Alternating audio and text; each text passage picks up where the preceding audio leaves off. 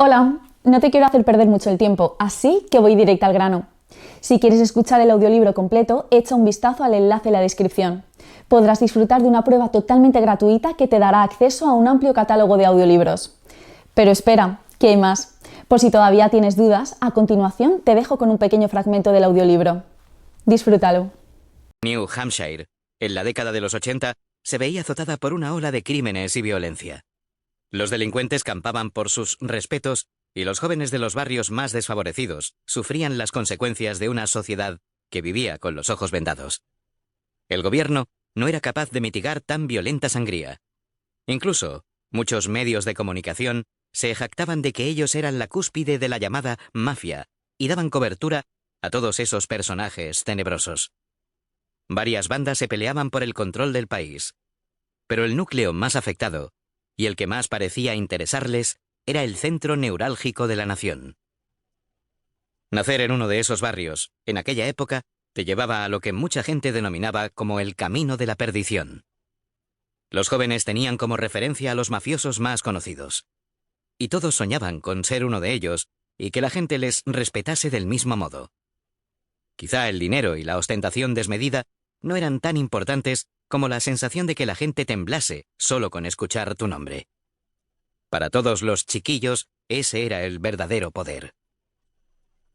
A escasos 15 minutos del centro de la ciudad se encuentra Forsham, sin duda, uno de los lugares más peligrosos de New Hampshire. Sus calles estaban descuidadas, los edificios al borde de la ruina, y la suciedad inundaba un entorno que parecía haber caído en manos del olvido, decorado que no dejaba duda de la nefasta calidad de vida de ese vecindario. Aunque había una cosa de la que todos esos vecinos se sentían orgullosos. Ellos lo llamaban lealtad o ley del silencio. Lealtad a todos esos que, de un modo u otro, les proporcionaban lo poco que tenían. Porque, en el fondo, las bandas eran las que hacían que reinase un orden muy peculiar y mantenían seguras sus calles, labor que le resultaba imposible a la policía, que prácticamente no se atrevía ni a adentrarse en sus lindes. También eran los que alimentaban a cientos de familias con donaciones y dando trabajo a los pequeños de todos esos hogares. Para los vecinos, formar parte de una de las organizaciones era una buena manera de ganarse la vida. Más o menos se podía entender como un trabajo igual que cualquier otro.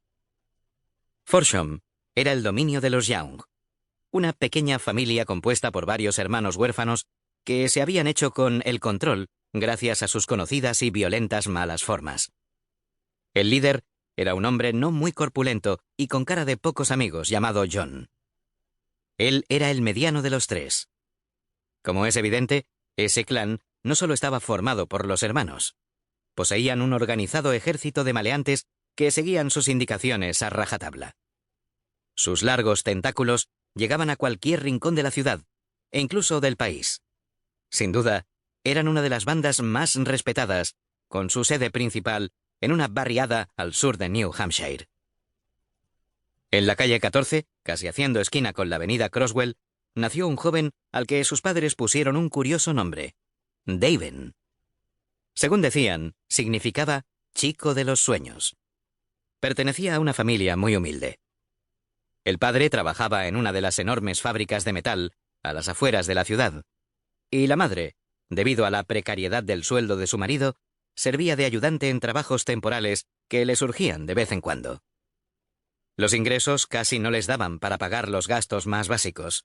Por ello Daven, el único hijo del matrimonio, tuvo que dejar la escuela a muy temprana edad para ponerse a trabajar y así ayudar en casa. Con tan solo 12 años, con una destartalada bici que su padre le regaló en un cumpleaños, comenzó a repartir la prensa a domicilio.